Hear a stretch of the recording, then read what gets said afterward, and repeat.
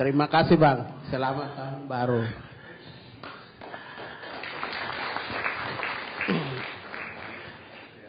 Jadi yang minggu lalu batal kita sudah duduk di sini juga saya jadi. Mohon maaf Pak. Tapi memang setelah saya teliti diam-diam pribadi, ternyata memang Pak Karni lagi sakit ya. Sudah sembuh ya. Nah, saya sampaikan terima kasih. Sekaligus kaget. Biasanya saya terakhir Bang Karni. Tapi ini dari awal ini. Berarti ya, kami dianggap memahami ya apa-apa. Jadi ingin saya sampaikan bahwa sebagaimana apa yang disampaikan oleh Pak Menko ya, Menteri Komunikasi dan Informasi, kemudian juga dari Humas Mabes Polri ya. Hasil penelusuran kami, data yang terhimpun di kita kan juga di Komnas HAM juga ada. Minimal kita kumpul-kumpul data. Siapa tahu barangkali data-data ini ada yang kecantol ke pelanggaran HAM. Gitu Pak. Jadi kalau Indonesia ini termasuk negara yang pengguna internetnya cukup tinggi. Hampir 132 juta. Jadi kalau dari 256 juta penduduk Indonesia, 132 juta itu 50,1 ya, 51,8%. Ya, itu kemudian apakah 51,8% itu melek internet atau tidak? Itu kan perlu menjadi sebuah pertanyaan. Buka internet bukan berarti melek internet kan. Ya. Dari jumlah ini sebenarnya Indonesia juga termasuk yang terbesar di dunia. Salah satu negara yang termasuk. 3,2 miliar penduduk dunia itu menggunakan internet. Ya. Saya kira itu. Dari sekian, di Pulau Jawa saja itu hampir 86,3 juta. Perlu saya harus bagi pulau karena potensi ancaman dan dinamika sosialnya berbeda. Itu 86,3 itu di Pulau Jawa. Kemudian kurang lebih 14% saja yang di luar Jawa. Makin ke timur makin sedikit. Tapi di Sumatera juga termasuk hampir 10%. Ya. Nah, dari jumlah tersebut 2016 antara 2015 dan 2016 itu peningkatan pemblokiran situs oleh Kementerian Infocom itu sedikit saja ya Pak ya. 60 sekian menjadi 773 ya, ribu ya. Jadi di 2016 tuh sedikit saja yang diblokir. Ya mungkin saya juga pernah datang di TV One ya waktu pemblokiran awal. Terutama situs-situs yang dimiliki oleh saudara-saudara yang beragama berbeda dengan saya. Itu saya juga agak kritik sama Menteri. Kenapa sebanyak 21 atau 18, 19 perdebatan situ ya waktu itu. Dari jumlah sekian, itu memang hampir 90% itu pornografi. Ya, kemudian perjudian itu hampir 3.700-an ya. Lalu yang masuk terkait dengan pembicaraan kita itu hanya 300-an. Yang terkait dengan situs yang berisi konten suku, agama, ras, antar golongan, plus berita bohong. Ya. Ya, saya kira itu dari sisi jumlah yang diblokir oleh kementerian ini jumlahnya sedikit, 300-an. Termasuk di dalamnya yang tadi saya sampaikan. Tetapi Komnas HAM itu tidak melihat jumlahnya, Pak. Karena bisa saja satu situs yang diblokir itu pengikut dan pembacanya bisa lebih banyak.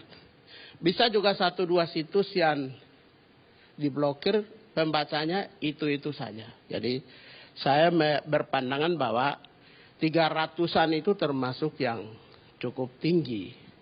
Terutama yang terkait dengan SARA atau hate speech. Ya.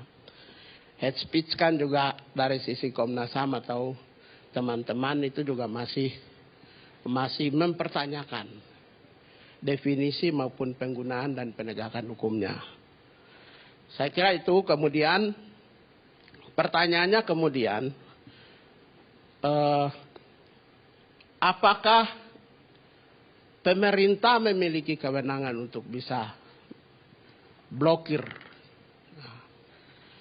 Saya ingin sampaikan petunjuk di mana 2011 Perserikatan Bangsa-Bangsa menyatakan bahwa penggunaan internet itu merupakan human right, hak asasi manusia. Ya.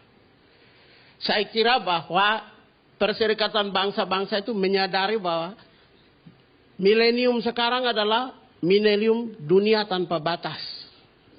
Ya, pergaulan antar komunitas, bisnis, pemerintahan, diplomasi, seluruh sel-sel hidup bangsa, segmen kehidupan itu menggunakan internet sebagai salah satu sarana yang sangat penting. Ya, kecuali mungkin khusus komunitas intelijen. Tapi kalau di luar itu merupakan internet sebagai salah satu instrumen penting di abad ini. Ya.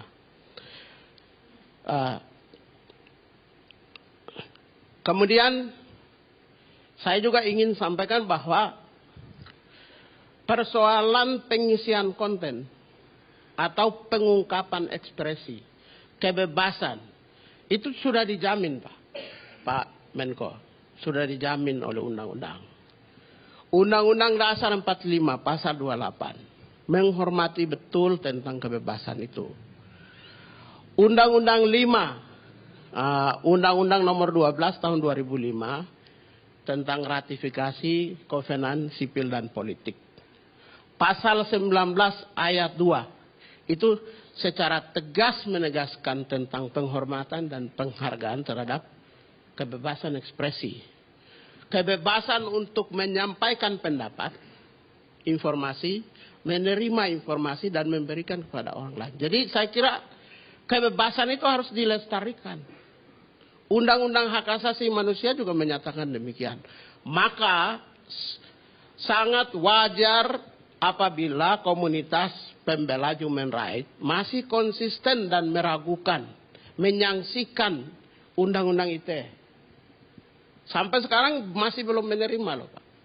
Undang-undang ITE itu saja masih belum karena itu dianggap bertentangan dengan pasal 19 Kovenan Sipol. Saya kira kemudian apakah kebebasan itu bisa dibatasi atau tidak? Memang di dalam human rights itu dikenal ada 2. Satu itu yang bisa dibatasi dan yang satu tidak bisa dibatasi. Derogable right dan non-derogable right. Lalu kebebasan ekspresi sebagaimana menyampaikan pikiran, pendapat, dan perasaan itu masuk dalam kategori derogable atau non-derogable. Bisa dibatasi atau tidak bisa dibatasi. Ya jujur saya sampaikan bahwa berdasarkan pasal 19 ayat 2 itu bisa dibatasi. Tapi hanya terbatas. Ya. Bisa dibatasi tapi hanya terbatas pada 1. Ya, kalau itu mengganggu moralitas nasional, etika dan moral bangsa. Maka saya ingin sampaikan bahwa 90% ya, pemblokiran yang dilakukan oleh Kemenko Komunikasi dan Informasi yang kontennya adalah pornografi, itu kami bisa memaklumi. Karena menghancurkan moralitas bangsa. Ya, menghancurkan moral bangsa dan etika. Ya, bisa maklumi. Yang menjadi persoalan adalah yang 300 yang diblokir ini. Itu masih menjadi persoalan. Karena belum tentu 300 ini bertentangan dengan moralitas dan etika bangsa. Sekarang pertanyaannya, kalau saya mengkritik Bang Karni, mengkritik Presiden, nah, kalau kritikan atas kebijakan negara kan boleh. Apa itu menghancurkan moralitas? Apakah itu menghancurkan integritas nasional? Stabilitas nasional. Karena di dalam pasal 19 ayat 2, itu integritas nasional, stabilitas nasional, moralitas bangsa. Jadi kalau yang kontennya berorientasi pada kritikan atas kebijakan pemerintah, itu tidak dikategorikan sebagai dan tidak pantas dan tidak patut diblokir. Oleh karena itu, keterbukaan Kemenko Infocom kepada masyarakat bahwa situs ini coba uji publik dulu sebelum diblokir. Apakah situs yang diblokir itu benar kontennya itu adalah menghancurkan integritas nasional, moralitas bangsa, atau stabilitas nasional atau tidak. Jangan-jangan ada pesan rahasia dicurigai oleh publik kan. Salah satu contoh di Papua itu ada 2 media online yang sangat setiap kali, ini saya sebagai orang Komnas yang selalu kerja untuk kemanusiaan. Ada 2 media online yang setiap saat itu mengungkap fakta-fakta peristiwa pelanggaran. Salah satunya diblokir oleh kementerian. Heran saya. Heran tuh. Namanya SP. Tidak perlu saya sampaikan di sini, tapi nanti diam-diam saya sampaikan. SP itu, S itu titik-titik di dalam kurung, P itu Papua. Itu saya belum pernah melihat tuh mengganggu moralitas bangsa. Saya juga belum pernah melihat stabilitas nasional. Ada nggak satu konten yang menyebabkan friksi antar golongan dan etnik, suku, ras, dan antar golongan di Papua? Kan juga enggak. Integritas nasional juga saya belum pernah melihat, baca berita-berita dia mengungkapkan fakta peristiwa di lapangan, Pak. Tidak atas dasar opini. Jadi saya kira kementerian ini memang harus dilakukan penelitian atau apa begitu. Saya kira itu yang maksudnya apa? jadi gini. Kementeriannya yang diteliti atau kementerian melakukan penelitian? Jadi harus ada pengawasan publik terhadap kebijakan pemblokiran internet. Nah, itu penting. Kenapa? Sangat naif sekali kementerian yang melaksanakan acting unit. Ya. Melaksanakan kemudian dia sendirian memblokir. Terus siapa lembaga yang bisa menyatakan bahwa itu konten itu sah, mengisi hal-hal yang bertentangan dan tidak? Kok bisa-bisanya dirinya sendiri bisa melakukan pemblokiran? Karena menurut saya di dalam konteks criminal justice system, yang berhak menyatakan itu benar dan tidak atas sebuah konten itu adalah pengadilan, Pak. Kok bisa diri kementerian sendiri bertindak sebagai pengadil?